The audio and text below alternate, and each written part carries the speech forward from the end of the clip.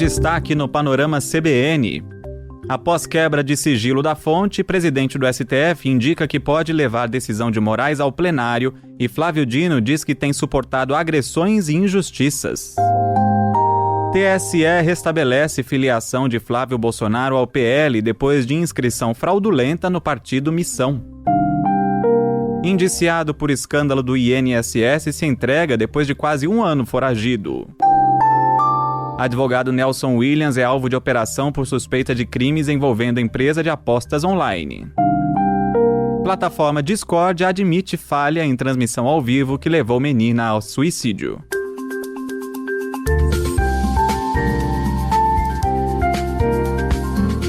Olá para você que está aqui comigo, eu sou Leandro Gouveia e essa é a segunda edição do podcast Panorama CBN de quinta-feira, 13 de agosto de 2026. Em menos de meia hora eu te conto as principais notícias do dia. O presidente do Supremo Tribunal Federal, Edson Fachin, defendeu a proteção da liberdade de imprensa e o sigilo da fonte e indicou que pode levar ao plenário da corte a decisão do ministro Alexandre de Moraes, que autorizou buscas contra a fonte de um jornalista no Maranhão. Para contextualizar, esse jornalista é Luiz Pablo, que está investigado por suspeita de monitorar o ministro Flávio Dino. No blog dele, ele publicou matérias sobre o uso de carros oficiais por familiares de Dino no estado. A Polícia Federal apreendeu celulares e computadores de Luiz Pablo em março, e a partir das mensagens do jornalista no WhatsApp, os investigadores identificaram conversas com o ex-secretário de Segurança do Maranhão, Raimundo Cutrim, apontado como a fonte do jornalista. Portanto, o sigilo da fonte, garantido pela Constituição, foi quebrado. Na decisão, Moraes também citou mensagens entre o jornalista e o advogado Diogo Diniz Lima, ex-secretário de Urbanismo de São Luís.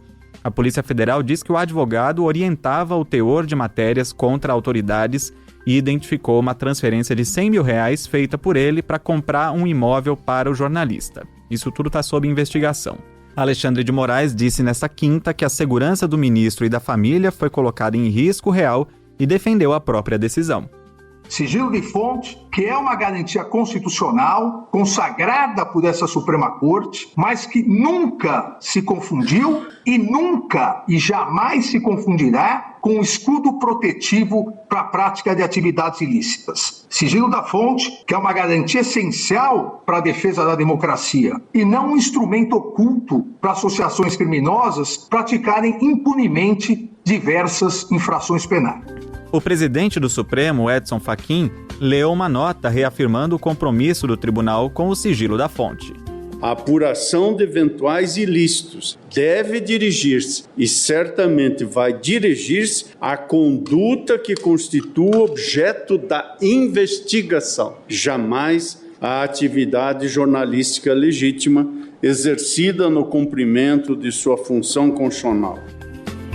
Fachin também prestou solidariedade a Flávio Dino pelas ameaças à segurança da família. Logo depois, Dino agradeceu ao presidente do tribunal.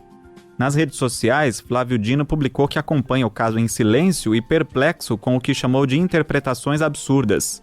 Ele disse que tem suportado agressões e injustiças após os desdobramentos da apuração sobre a perseguição a ele e à sua família.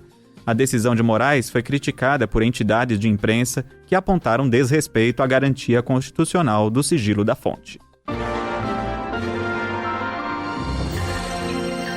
Falando agora de eleições, o senador Flávio Bolsonaro não conseguiu registrar a candidatura dele à presidência da República nesta quinta-feira. A equipe dele descobriu uma divergência nos sistemas do Tribunal Superior Eleitoral. Flávio apareceu registrado como filiado ao partido Missão, do também candidato Renan Santos. E aí, por causa dessa alteração, o PL perdeu acesso ao sistema do TSE e não concluiu o pedido. Depois, à tarde, o presidente do tribunal, ministro Cássio Nunes Marques, atendendo a um pedido da defesa, determinou o restabelecimento da filiação do senador ao PL e cancelou o vínculo com o Missão. Ele pediu ainda que o tribunal preserve os dados de acesso ao sistema de filiação e encaminhe o caso à Polícia Federal para que instaure um inquérito para apurar quem foi o responsável por essa fraude. O senador Flávio Bolsonaro gravou um vídeo dizendo que adversários só sabem jogar sujo, mas que não funcionou e nem vai funcionar. Vocês viram aí que fraudaram a minha filiação partidária. O sistema vai tentar de tudo para me parar, mas não vai conseguir não, porque Deus está no comando e a gente junto vai resgatar o nosso Brasil. O TSE informou que não houve invasão hacker e que o cadastro foi feito por uso indevido da ferramenta por alguém que tinha as credenciais do Partido Missão para fazer filiações. A certidão emitida na manhã dessa quinta-feira mostra que a desfiliação do PL e o ingresso no Missão ocorreram no dia anterior, dia 12. O Partido Missão informou em nota que foi vítima da fraude e que tentou no mesmo dia cancelar a filiação, mas que a ação foi rejeitada pelo TSE. Informou ainda ter alertado o gabinete de Flávio Bolsonaro em 2 de agosto, portanto 10 dias antes da filiação. O Missão divulgou cópias de imagens de computador que mostram que os e-mails enviados foram abertos, mas não foram respondidos. O candidato do Missão, Renan Santos, também foi às redes sociais desafiando o senador. Alguém com acesso ao e-mail oficial dele clicou para fazer a filiação e inclusive baixar nosso aplicativo.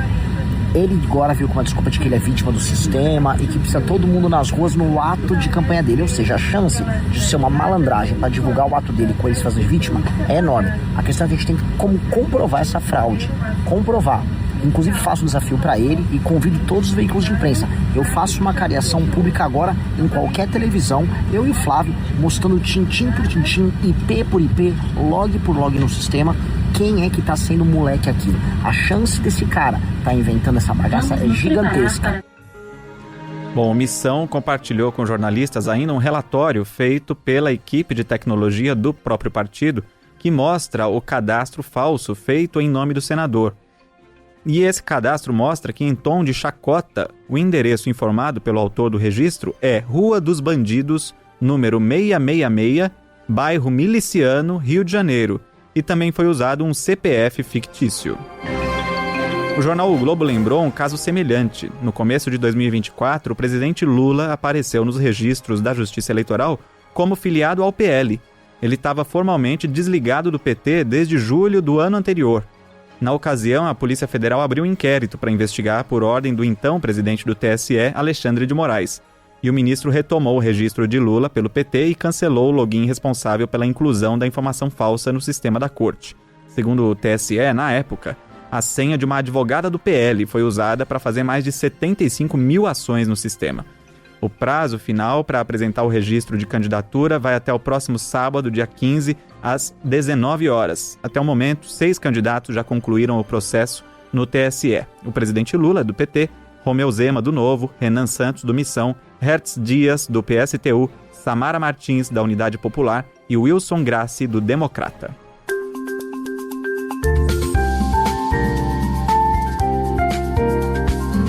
Falando em eleição, o Departamento de Estado americano negou que tenha um plano para impedir a reeleição do presidente Lula.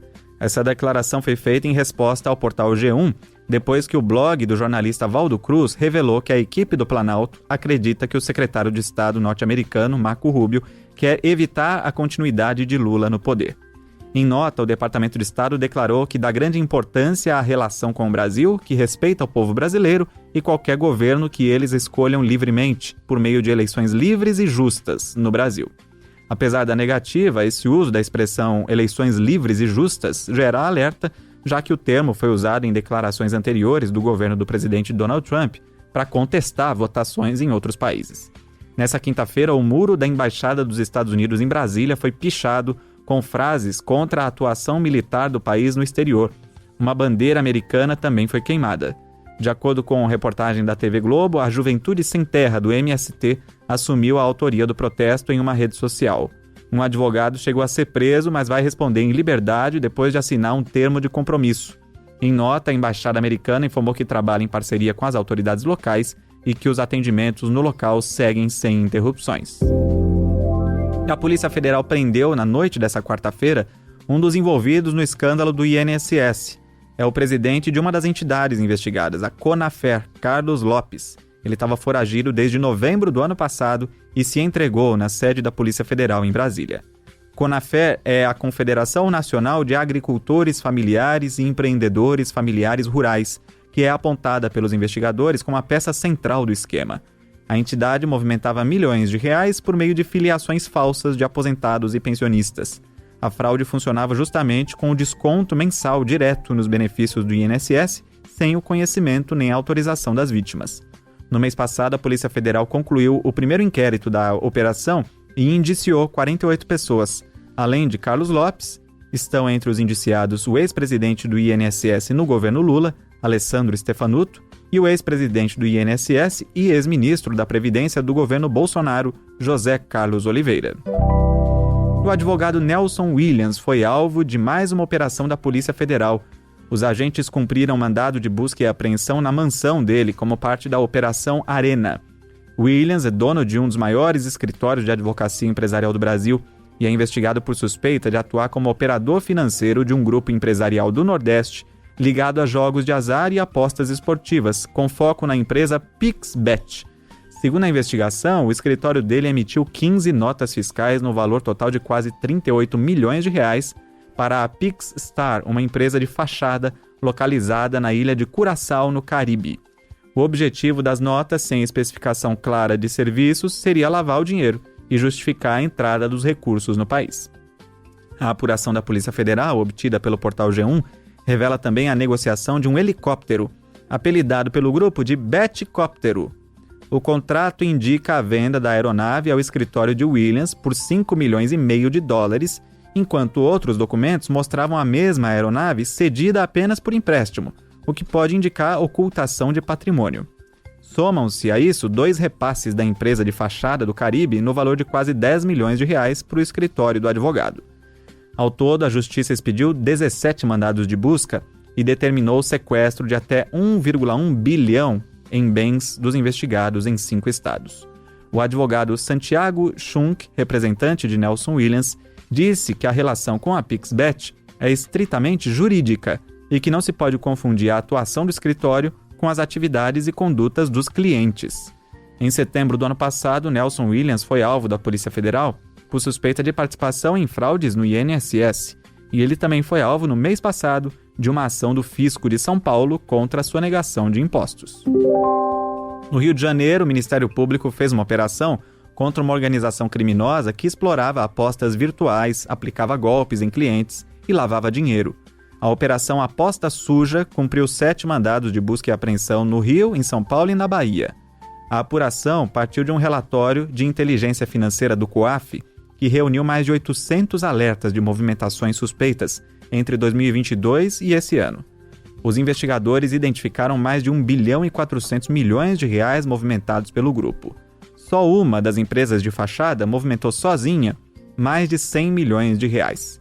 Segundo o Ministério Público, a quadrilha operava sem autorização em 10 sites, entre eles plataformas como FúriaBet, Galera da Bet, VoldBet e Pix da Sorte. O dinheiro depositado pelas vítimas ia para empresas falsas e os apostadores eram impedidos de sacar os valores das contas. Nas buscas, os agentes apreenderam carros de luxo, eletrônicos e maços de dinheiro em espécie. Tinha dólar, euro, libra, peso chileno e até sol peruano. Falando agora em economia, na terça-feira, a saída de dinheiro estrangeiro da Bolsa Brasileira foi a maior em mais de 5 anos. 4,7 bilhões de reais, o que levou àquela queda de 2,5%. Foi o dia em que o banco americano JP Morgan rebaixou de compra para neutra a recomendação em ações brasileiras, especialmente por causa da instabilidade fiscal e do cenário eleitoral. Nessa quinta-feira, o principal índice da Bolsa de Valores de São Paulo teve o 8º dia seguido de queda, 0,23% aos 167.100 pontos. O dólar comercial subiu 0,25%, cotado a R$ 5,19. O euro vale R$ 5,98, com alta de 0,31%.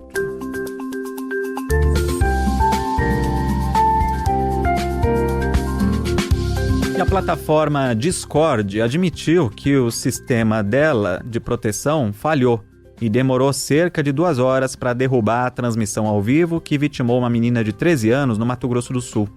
Essa informação está em um relatório apresentado pela própria plataforma ao Ministério da Justiça nessa semana e foi obtido pela Globo News. A transmissão ao vivo teve início às 2 horas e 20 minutos da manhã do dia 22 de julho. Segundo o Discord, a primeira comunicação de risco iminente de morte ou lesão corporal grave só foi emitida às 3 horas e 50 minutos, 1 hora e 10 minutos depois. E a retirada do servidor do ar só se concretizou às 4 horas e 15 minutos, quase 2 horas depois. De acordo com a plataforma, o canal que hospedou a transmissão não apresentou no início indicadores de atividade violadora. O Discord afirmou que nomes e comunicações em texto usados pelos criadores do servidor mascararam a real intenção do grupo. O sistema de intervenção automática da rede só é ativado quando uma live atinge a marca de 0,95 ponto dentro de uma escala de risco. No início, a transmissão marcou apenas 0,12 ponto. O Discord declarou que reavalia o modelo para tentar ajustar esses critérios de priorização de segurança, ainda que isso possa aumentar o índice de alertas falsos.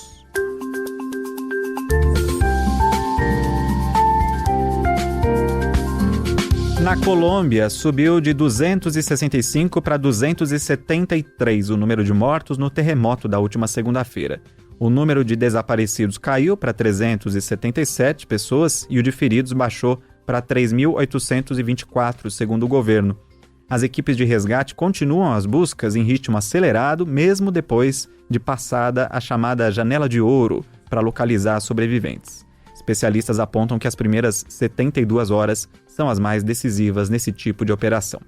A presidente da Comissão Europeia, Ursula von der Leyen, anunciou um pacote de ajuda de 2 milhões de euros, o equivalente a quase 12 milhões de reais, para apoiar os trabalhos de emergência. E a administração oceânica e atmosférica dos Estados Unidos elevou a chance de o El Niño atingir uma intensidade muito forte nos próximos meses, de 81% para 95%.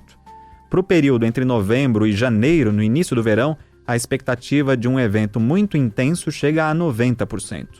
A alteração ocorre porque o aquecimento do Oceano Pacífico na altura do Equador continua em elevação. No Brasil, o fenômeno deve aumentar os temporais no sul, agravar a seca no norte e no nordeste e trazer mais ondas de calor para o sudeste e o centro-oeste. Na Rússia, o Tribunal Distrital de Basmany, em Moscou, autorizou a prisão à revelia do americano Conor Kennedy, sobrinho neto do ex-presidente John Kennedy. A justiça russa acusa o advogado de mercenarismo por atuar junto com as forças armadas da Ucrânia. A defesa recorreu, mas a justiça manteve a decisão e colocou Kennedy na lista internacional de procurados. Ele vai responder com base no Código Penal da Rússia, com pena prevista de 7 a 10 anos de prisão. Caso ele viaje para países aliados da Rússia ou que cumprem alertas de extradição emitidos por Moscou, ele corre risco de ser detido e extraditado. Conor Kennedy é filho do secretário de saúde americano Robert Kennedy Jr. Ele também é marido da cantora brasileira Julia B, que por sinal faz aniversário hoje. Eles namoram desde 2021, ficaram noivos em agosto do ano passado e se casaram em Los Angeles no dia 23 de março. A celebração religiosa vai ser realizada ainda no Rio de Janeiro no dia 10 de outubro.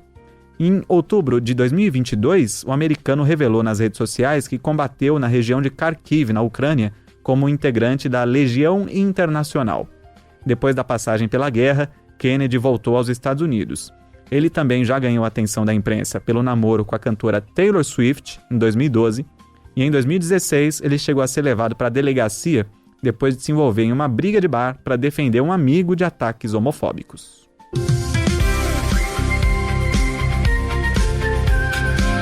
No esporte, o Fluminense demitiu na manhã dessa quinta-feira o técnico argentino Luis Zubeldia. A decisão foi tomada depois de uma crise de resultados com 8 jogos sem vitória e o estopim foi um empate no Maracanã contra o modesto Independiente Rivadavia, da Argentina. Foi no jogo de ida das oitavas de final da Taça Libertadores. Pressionado também pelas eliminações recentes na Copa do Brasil e no Campeonato Carioca, o treinador não resistiu. E quem assume interinamente é o auxiliar permanente Marcão. Ele já comanda a equipe neste sábado às 4h30 da tarde contra o Palmeiras pelo Campeonato Brasileiro no Rio de Janeiro.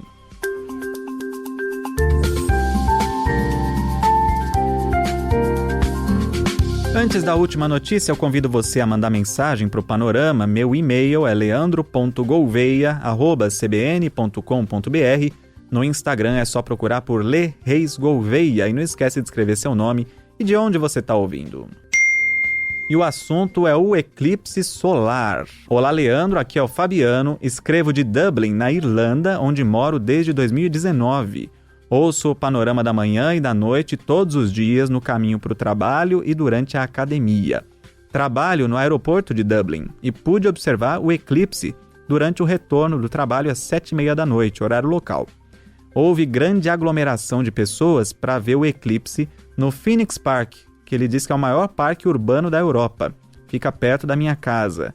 Se puder, mande um abraço para meu esposo, Alexandre, que também está ouvindo o Panorama, e para o povo da minha querida cidade natal de São José dos Campos, no interior de São Paulo. Parabéns pelo excelente trabalho e dose de inteligência e humor diários. Muito obrigado, Fabiano Carvalho de Oliveira, falando do eclipse. Eu pedi ontem participações de ouvintes da Europa e vieram, tem mais um. Oi, Leandro, sou Alex Silva. Vivo em Varginha, Minas Gerais, mas estou em missão de trabalho na Alemanha. Assim que soube do eclipse, me organizei para ir ao Observatório Lamberg-Hofingen e foi uma experiência incrível. Parabéns pela condução do podcast e obrigado por me fazer companhia ao longo do tempo. E tem uma última aqui, curiosa, do Lúcio Ferreira, que é de Juiz de Fora, Minas Gerais. Até hoje me recordo do eclipse solar de 1999. Eu tinha 8 anos e estudava em uma escola rural. Disseram que o dia iria virar noite e que nem luz elétrica teria. As professoras suspenderam as aulas, eu era uma criança de 8 anos, muito curiosa, e fiquei cheio de expectativa. No dia seguinte, o que aconteceu? Nada. Aquele eclipse não era visível do Brasil. Em resumo, o meu primeiro eclipse foi um não eclipse, Lúcio Ferreira. E aí eu aproveito essa mensagem para deixar mais precisa também a informação que eu dei no último episódio, de que esse foi o primeiro eclipse solar total do século. Na verdade, é sim o primeiro eclipse, mas na Europa. Nesse século já houve outros eclipses totais do Sol vistos de outras partes do mundo. E no Brasil, o último foi em 1994. Eu era muito pequenininho, nem lembro disso. Obrigado a todos que mandaram mensagens. Outros ouvintes mandaram e eu vou lendo nos outros dias quando tivermos menos participações, tá certo? O Panorama CBN está disponível em todas as plataformas, Spotify, Deezer, Apple, Amazon Music, YouTube e também no aplicativo da CBN. Aproveita para conferir se você já ativou as notificações para não perder nenhum destaque do que acontece no Brasil e no mundo. E eu fecho esta edição com uma homenagem a Beto Guedes, que completa 75 anos de idade nessa quinta-feira.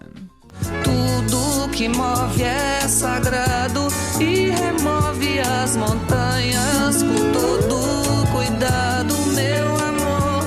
O cantor e compositor mineiro nasceu em Montes Claros em 13 de agosto de 1951, integrou o Clube da Esquina, importante movimento da música brasileira e mundial, que contou com Milton Nascimento, Lô Borges e outros, e ele é dono de vários sucessos. Essa aí, Amor de Índio, parceria com Ronaldo Bastos, é a música dele mais regravada, com 64 fonogramas, e também a mais tocada no Brasil nos últimos 5 anos, segundo o ECAD, que é o Escritório de Arrecadação e Distribuição de Direitos Autorais.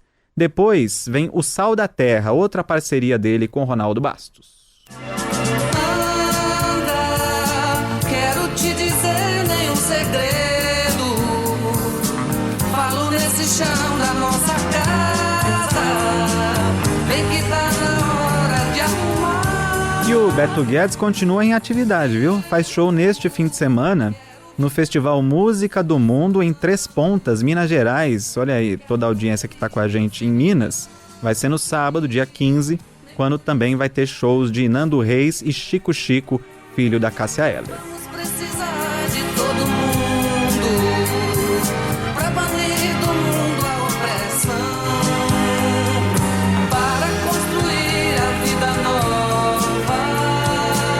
Vamos precisar de muito amor. E ouvindo Beto Guedes, a gente encerra este episódio do Panorama. A produção e o roteiro foram feitos por mim, Leandro Gouveia, e a edição e a sonorização por Bruno Carvalho. A próxima edição do Panorama chega às plataformas por volta das 7 da manhã com Bianca Santos e eu volto na sequência. Até lá! Deixa nascer.